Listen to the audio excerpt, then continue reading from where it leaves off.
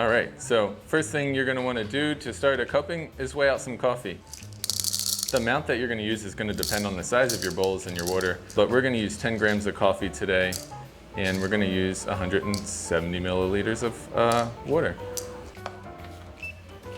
These are some special beans. These are some offer samplings from one of our farmers that we work with in Colombia. We have like 12 samples we just cupped with some fresh crop stuff, and that's all tasting very good this year. It's exciting. We'll go over to the grinder and grind. So you're gonna wanna go ahead and purge a few of the beans between each grind.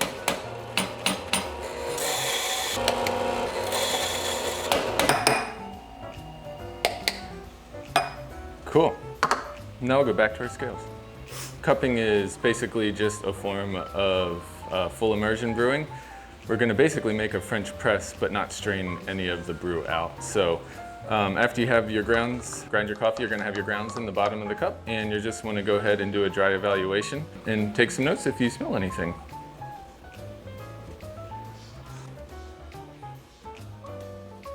In this first cup, a little bit of caramel, some lime. I'm excited, potentially not bad, that's great.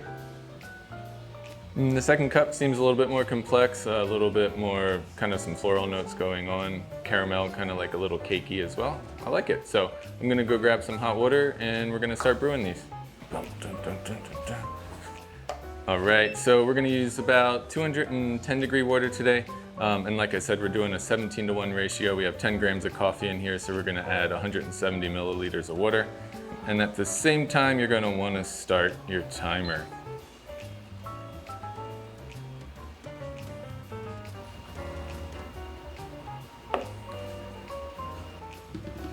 We're gonna go ahead and let these steep for 4 minutes. After 4 minutes, we're gonna do what's called breaking the crust. As you can see, some of the grounds are forming a little bit of a what's called crust on top of the brew. At that time, we're gonna take another, basically a wet aromatic evaluation. Usually when you kind of break that crust, you get a few more kind of fun things to smell. And then we're gonna clean all the grounds off the top, and then we're gonna let it cool till about 12, 15 minutes and start tasting them. So it's been 4 minutes now, so I'm gonna go ahead and break the crust. You can see it's formed. I'm gonna just push this down. I'm gonna stir 3 times and get kind of a blast of aromatics in the face.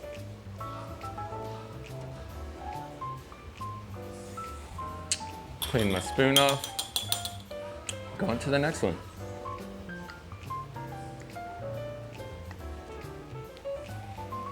All right, so we broke our crust and now we're just gonna kind of skim off the top here, any kind of grounds or anything left behind. Because you don't want to eat that.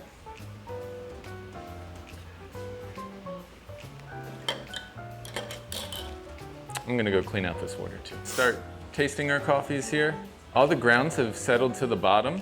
So what you don't want to do is come in and stir it up and stir up the grounds, because you don't really want to eat your coffee, you just kind of want to drink it. So all you're going to do is take a little bit off the top, bring it to your mouth. You're going to make kind of a slurping noise. And then write anything down that you might taste.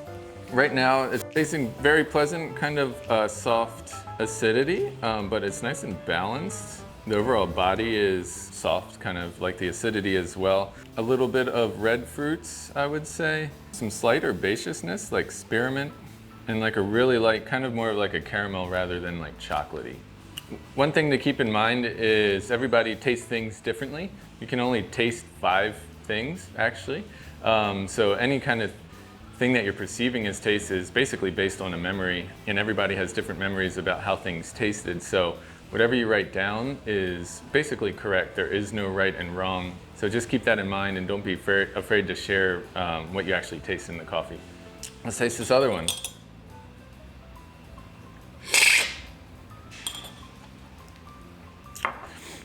Cool, this one has a little bit more acidity going on, like kind of a higher lime acidity, which I like. Caramel as well, also not too chocolatey. Maybe a slight like baker's chocolate, a little bit of red apple, and slight grape.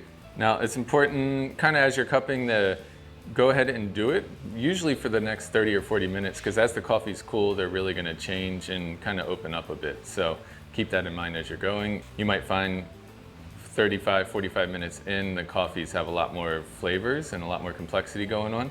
So don't forget to do that. Cool. Between these two, you want to rate them, give them a number? To give them a number, I wouldn't want to do it so quickly. You really want to make sure and do it like 3 or 4 passes and taste them while they're cool, because they're really going to open up. So we can go ahead and do that. So yeah, tell me about scores. You guys are tasting. Scores, yeah. Like 87.75. How? It's That's out of 100. That's a good coffee. It's out of 100. It's very similar to wine, so scale of 0 to 100. Anything over 80 is considered specialty coffee for the most part. Anything over 90 is considered extraordinary. I've only had a couple coffees in my 7 or 8 years in coffee like that are actually over 90s. There's a whole class that you can do called Q grading. It's a certificate, and they teach you how to score coffees. You can get scores through various different methods, but it's all based on kind of the acidity of the coffee, the perceived sweetness, the body, how complex it is, how balanced it is. Like, does it make you go, yeah, or does it make you go, it's just coffee, you know? That's all gonna kind of determine everything. Most of the coffees that we serve, like if you're gonna get an espresso or batch brew, well, batch brew is a little different, but espresso, you know, usually the coffees are between the 84, 85 and a half, 86 range. Anything over 86, you're starting to get into like really good territory. Like right now our Gori Cone that we have, which is a washed Ethiopian on batch brew, that's usually an 86 to 87, so we try to make that a little bit better. And then all of our pour overs, for the most part, are usually going to be 86 and above. Occasionally we get some 88s, 89s in there, and they're a little extraordinary, and they're great. But for the most part, that's what we're kind of aiming for. And it's really hard. Like, producers will reach out, or you know, exporters, importers, like, hey, do you have any openings? And we say, sure, send us coffee. And anything that's over an 86, and they're not always super calibrated, and they'll send you all these 84 to 85 point coffees, and you say, hell, none of these are great. You've wasted my time. It's really good, bad versus 85 versus 86. Yeah, 85, 86, that's kind of like the jump. Like, it's pretty common. 84 and a half, 85 and a half, 85.75 is like, they're all pretty good, right? Once you hit that, like 86 seems to be like the next kind of significant jump in it tasting good, and then it's kind of, and then like every number there is like significantly better. So an 87 is going to be like so much better than an 86. It's like pretty like minute, you know, really particular on everything. So I guess my question is why don't they use the whole scale?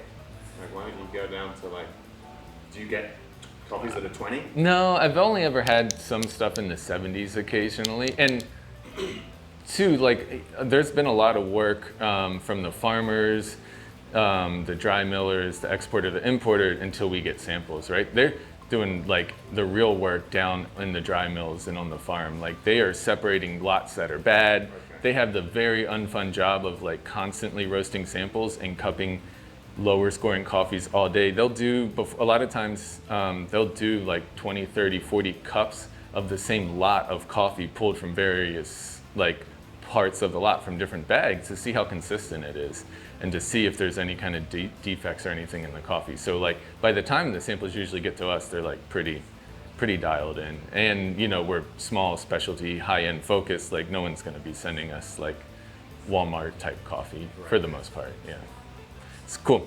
All right, so let me get a few more tastes here, and we can give an overall score. The first one over here has a little bit higher acidity than the second one, but it's not overly complex. I have it coming in around an 86, 85.75. The other one has like a really nice soft acidity, like we were saying. Has a lot of complexity going on. Has kind of a lot of fun things here in this melon, like grape region. As compared to the first one is just kind of a little bit of lime, a little bit of chocolate, nothing really wrong going on. It may be slight nuttiness, but the second one has a lot more complexity. So I'm gonna actually score the next one at a 86.75. So almost a full point higher than the first one. The first one got a good score because it had good acidity, but otherwise the second one's super enjoyable. Are you okay sharing which one the second one was? Yeah, so yeah, the first one is our Gori Cone, which would be a washed Ethiopian, kind of classic tasting notes, a little bit of lime and acidity, slight floralness, like a lavender and liquor is saying some chocolatey, little bit of nuttiness. The second one is this year's offering from El Paraíso, not the Y05 that you guys are all familiar with, but another lot that we'll have coming out in 8 months. This is the first sample of it. So it's somewhere between an 86.75, 87.5 probably. These are just sample roasts, so we'll really dial it in when we get here. So from Diego Samuel, from Colombia, he's doing another great job this year with all of his lots. So, woo.